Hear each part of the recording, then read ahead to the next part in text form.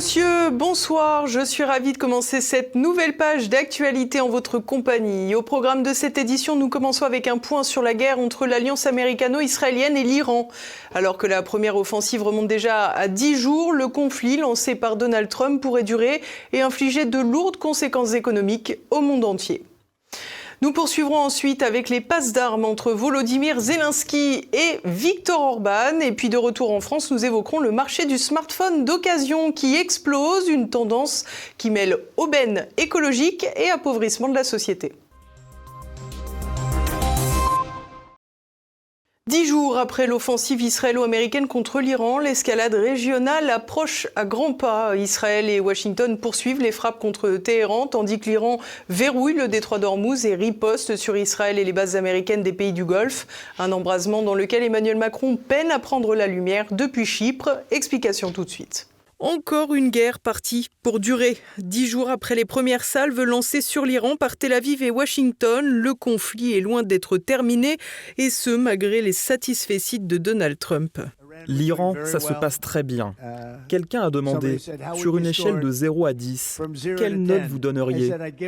J'ai répondu que je donnerais entre 12 et 15. Leur armée n'est plus là. Ils sont quasiment écoutés. Leur marine n'est plus là. Leurs communications ne sont plus là. Leurs dirigeants ne sont plus là. Le président américain, dans une situation difficile aux États-Unis après le lancement de cette campagne, a hâte de transformer ses opérations en réussite éclair, à plus forte raison que les premiers soldats américains morts par la volonté de Donald Trump lui-même viennent de rentrer aux États-Unis. Mais rien ne garantit que le conflit avec l'Iran s'achève rapidement.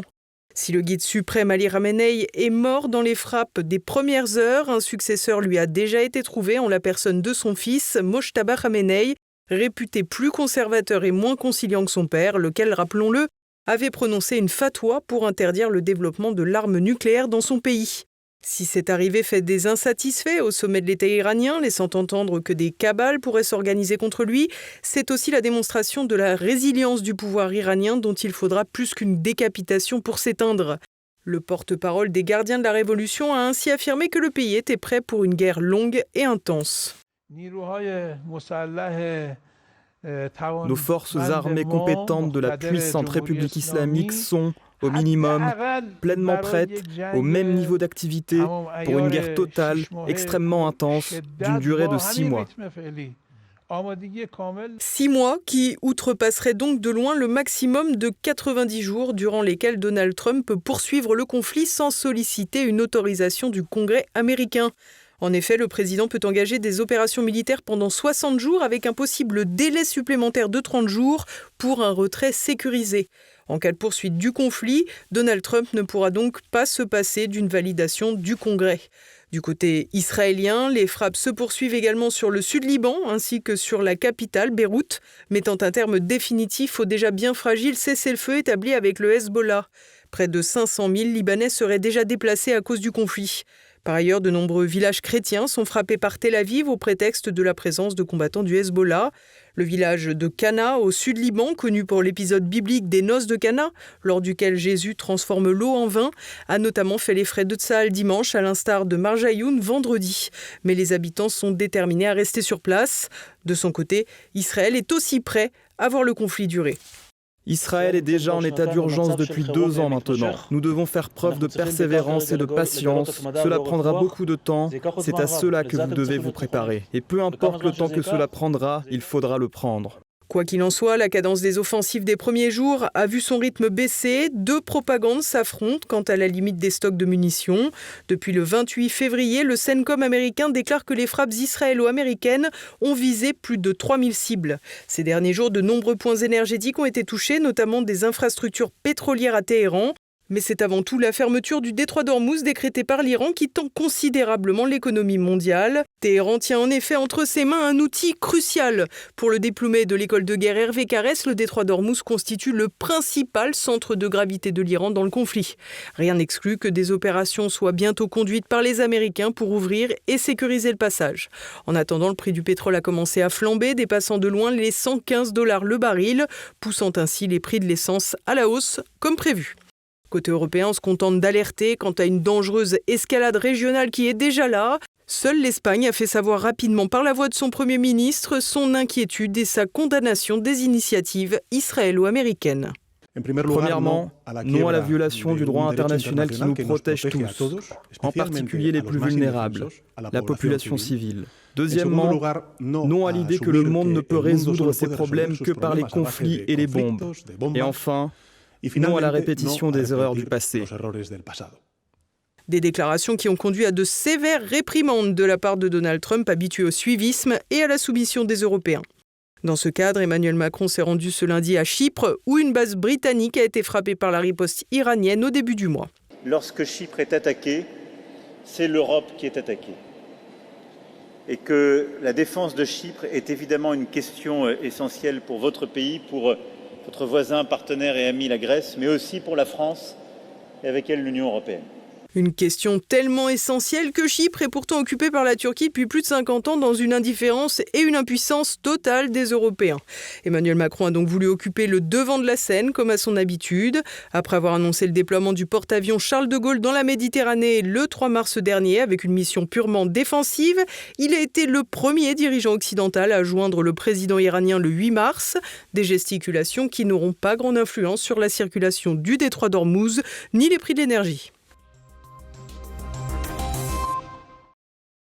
Le torchon brûle-t-il entre Zelensky et l'Union européenne ? Depuis quelques jours, les tensions avec la Hongrie ont donné lieu à un comportement particulièrement agressif, pour ne pas dire mafieux, de la part du dirigeant ukrainien. De quoi contraindre Bruxelles à se ranger timidement du côté de Budapest. Le point tout de suite. Zelensky pousse Bruxelles dans ses retranchements. Fin février, l'Union européenne annonçait un nouveau prêt de 90 milliards d'euros pour l'Ukraine. Et laissez-moi vous expliquer 3 façons de soutenir, comment notre soutien sera maintenu et comment il sera renforcé. Le premier est le prêt de l'Union européenne de 90 milliards d'euros. Nous l'appelons le prêt porc-épic d'acier parce qu'il devrait donner à l'Ukraine la force d'un porc-épic d'acier indigeste pour les envahisseurs potentiels. Laissez-moi être très clair, et le président du Conseil l'a également dit. Le prêt a été approuvé par 27 chefs d'État et de gouvernement au sein du Conseil européen. Ils ont donné leur parole. Cette parole ne peut être brisée. Une annonce un peu précipitée à en croire la suite. En effet, le Premier ministre hongrois Viktor Orban a rapidement fait savoir qu'il bloquerait ce prêt tant que le pipeline Druzhba ne serait pas remis en service par l'Ukraine. En effet, fin janvier, un étonnant sabotage avait eu lieu sur l'oléoduc de l'Amitié, bloquant ainsi l'acheminement de pétrole russe vers la Hongrie et la Slovaquie. Mais Kiev refuse de rouvrir le robinet, estimant à raison que le pétrole finance en partie l'effort de guerre de la Russie. Il n'en reste pas moins que Budapest et Bratislava dépendent pour leur part de cette énergie. Dans ce cadre, Viktor Orban a décidé d'interrompre les transferts de diesel à l'Ukraine tant que l'oléoduc était bloqué, de quoi garantir un bras de fer et même des menaces qui dépassent de loin les échanges diplomatiques. En effet, Volodymyr Zelensky a tenu des propos dignes d'un dirigeant mafieux. Un certain individu au sein de l'Union européenne ne bloquera pas les 90 milliards, ni la première tranche des 90 milliards, et les soldats ukrainiens auront des armes. Peut-être devrions-nous donner l'adresse de cette personne à nos forces armées, à nos gars, et les laisser l'appeler et lui parler dans leur propre langue.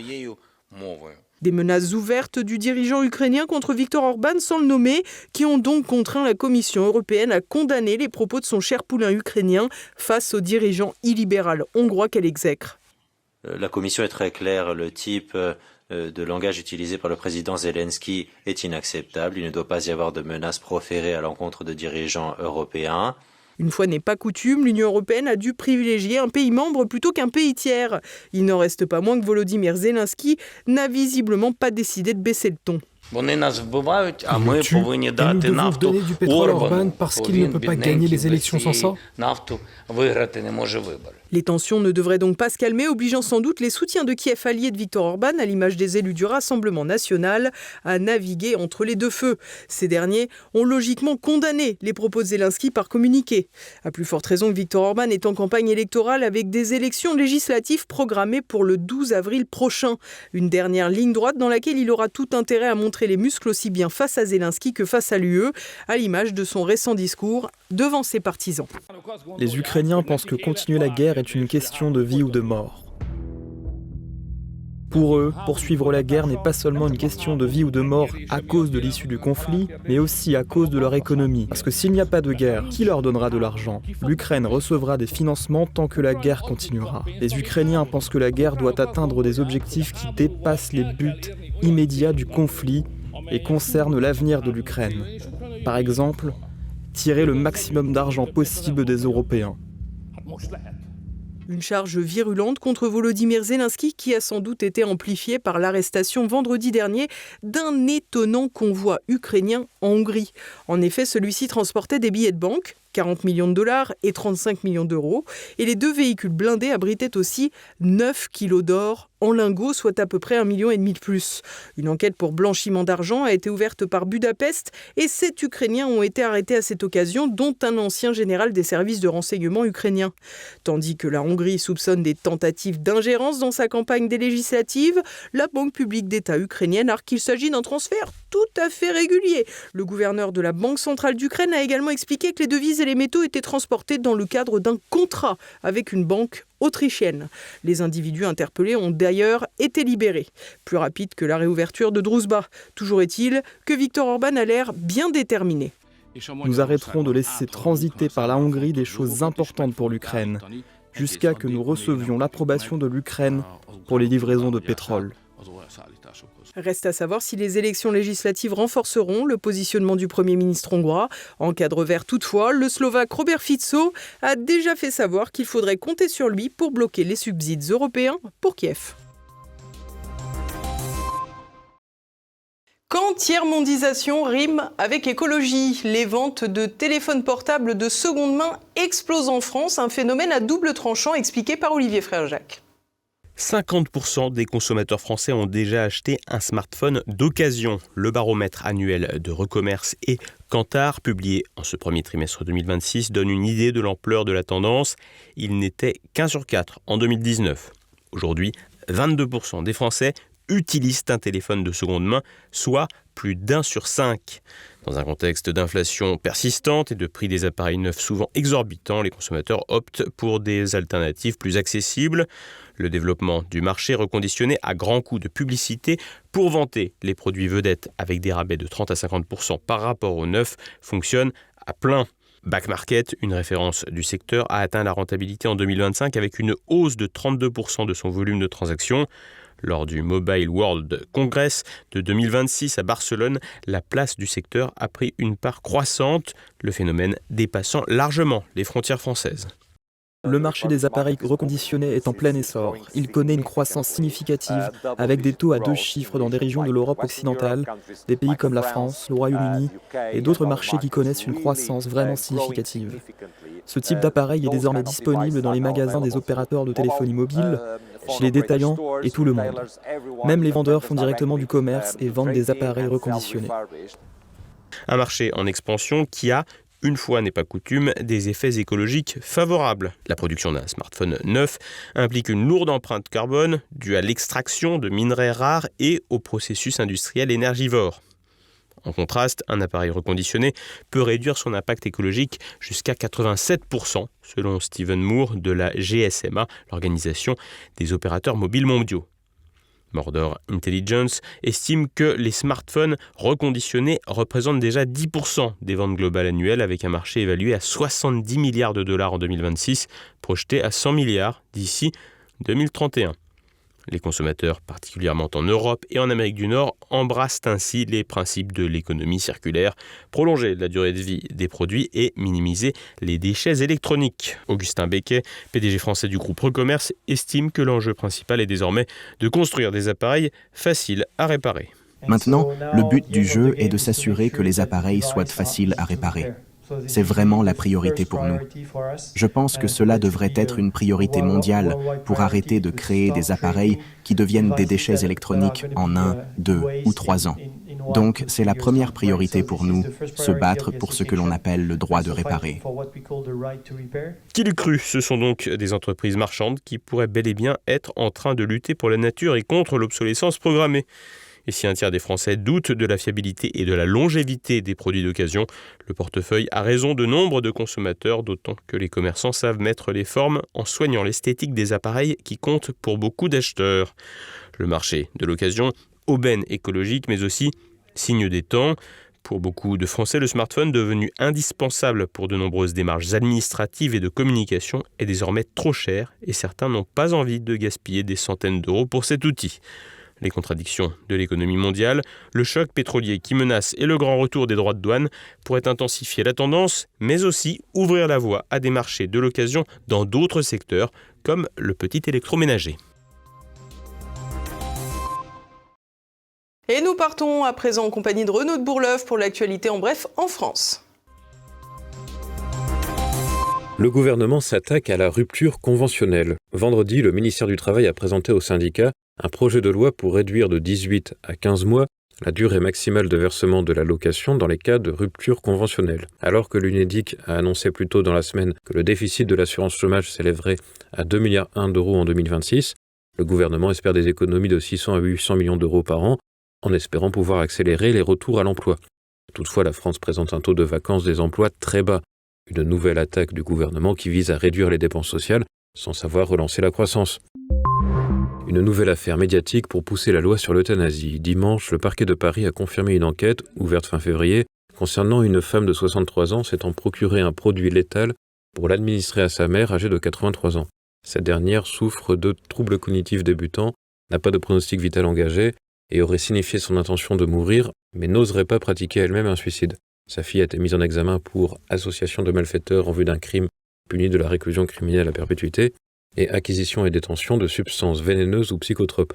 Elle se serait procuré ce produit létal auprès de l'association Ultime Liberté. 2 mois plus tôt, 12 membres de cette association avaient été condamnés pour trafic de substances vénéneuses.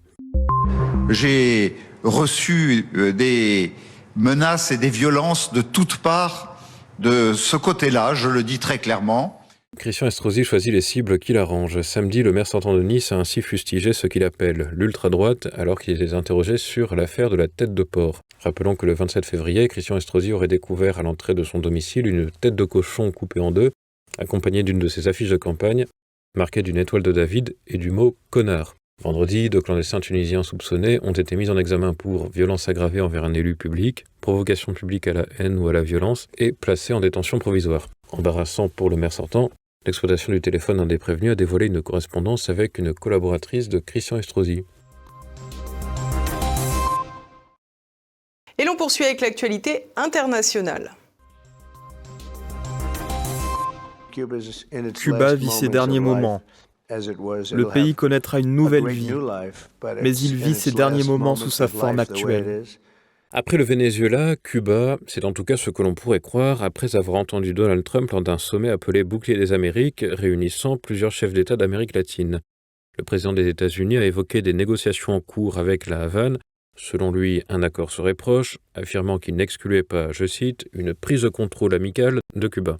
Mais Donald Trump s'attend à ce que le gouvernement cubain s'effondre rapidement après la crise énergétique provoquée par la fin de l'approvisionnement en pétrole vénézuélien. De son côté, le président cubain Miguel Díaz-Canel a fustigé, je cite, le sommet réactionnaire et néocolonial de Floride et leur ingérence dans l'ordre et la tranquillité d'autres pays. Des aveux pour Friedrich Merz lors d'un scrutin local. Dimanche, en Allemagne, les élections régionales ont eu lieu dans le land de Bade-Württemberg. Les Verts ont été réélus d'extrême justesse à la tête de la région, 30,20% devant la CDU, créditée de 29,69%. Le scrutin était un test pour le gouvernement Merz qui espérait reconquérir cet ancien bastion électoral, 3e région du pays. Notons que l'AfD y a fortement progressé avec 18% des voix, doublant son score par rapport aux précédentes élections de 2021. Désormais, le gouvernement a en ligne de mire le scrutin régional du 22 mars dans le land de Rhénanie-Palatinat.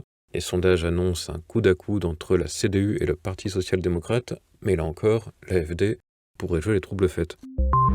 Les autorités locales devront répondre devant les juges du drame de Crans-Montana. Ce lundi, en Suisse, le parquet du Valais a annoncé une instruction pénale visant 5 responsables et anciens responsables de la commune de Crans-Montana dans le cadre de l'enquête sur l'incendie mortel du Constellation. Selon la presse suisse, le président de la commune, Nicolas Ferraud, ferait partie des inculpés.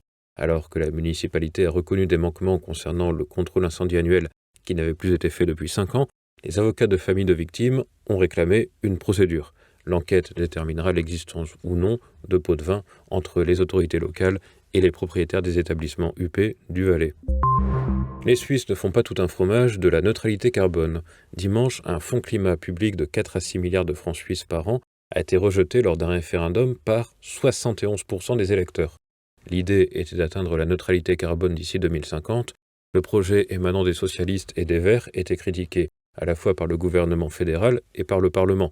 Les conséquences auraient été trop lourdes pour les finances publiques et les ménages suisses auraient trinqué. Et voilà, c'est déjà la fin de cette édition. Dès à présent, retrouvez Politique et Éco. Pierre Bergerot reçoit Pierre Durand, consultant en crypto-monnaie et porte-parole du collectif Sortie de Banque, qui propose des solutions pour retrouver une souveraineté monétaire face aux banques. Nous sommes partis du constat, à partir d'à peu près de la période du Covid, du pass sanitaire surtout, qu'il y avait trop de contrôle qui avait été pris par le système en général sur un peu trop de sujets, et notamment dans la rue, on avait bien vu que les manifestations n'aboutissaient pas et qu'on n'avait pas suffisamment la voix pour tout simplement faire entendre notre voix citoyenne. Je parle en tant que citoyen bénévole. Et on s'était rendu compte qu'en fait, beaucoup de choses se font par l'argent. D'une part, parce que c'est la force du boycott qu'on a pu voir de temps en temps. Et c'était une des rares choses qu'on pouvait nous laisser faire, c'est-à-dire décider de ce qu'on faisait de notre argent pour influer ou non sur telle chose qui nous intéressait, nous, citoyens. Et ce constat est vraiment parti de là, c'est que le point névralgique auquel on avait encore le droit d'agir, c'était la monnaie ou le moyen d'échange. Et de fil en aiguille, on a cherché les solutions. Donc il n'y en a pas une seule, il y en a plein. C'est pour ça que c'est sorti de banque et ça ne s'appelle pas juste Monero ou autre chose. Et en fait, on a trouvé plein de solutions. Évidemment, il fallait creuser, on a passé plusieurs milliers d'heures sur le sujet. Et à la fin, on a synthétisé, vulgarisé une proposition nationale qui permet à tous, de 18 à 99 ans, de reprendre la main, de reprendre le contrôle face à toutes les dérives qui sont en cours. Demain dès 7h, pour le Zoom du jour, Marc Guyon, candidat d'hiver droite pour les élections des délégués consulaires à Hong Kong et Macao en mai prochain. J'habite à Hong Kong. Vous êtes né à Marseille? Voilà, je suis Marseillais, je suis né, j'ai grandi à Marseille, j'y étais pendant plus de 26 ans avant de m'expatrier. Et comme tout jeune diplômé, j'avais envie d'aller voir ailleurs, ne serait-ce que pour une expérience temporaire de quelques années, pour le mettre sur mon CV. Et finalement, j'ai vu ce qui se passe ailleurs. Et quand on est à Hong Kong ou dans des grandes villes où, on va dire, pas tout se passe bien, mais quasiment, comparé à la France, il n'y a pas d'insécurité, il y a de la propreté, il y a très peu d'impôts. Et je me dis, mais pourquoi pas en France ? Et donc, quand on voit ce qui se passe ailleurs, on se dit, mais qu'est-ce qu'on peut faire pour rendre service à son pays, à sa patrie, prendre exemple de ce qui fonctionne ailleurs. Évidemment, on ne peut pas faire en France exactement ce qui se passe à Hong Kong ou à Singapour, mais on peut l'adapter, on peut s'en inspirer, on peut témoigner, on dit, écoutez, voilà comment ça fonctionne à Hong Kong, il n'y a pas d'AME, il n'y a pas d'aide sociale à tout va, on n'accueille pas n'importe quel migrant de partout d'Asie ou du monde entier, et en tout cas, le système fonctionne. Et voilà, c'est déjà la fin de cette édition. Merci à tous pour votre fidélité. On se retrouve demain, même lieu, même heure. En attendant, portez-vous bien. Bonsoir.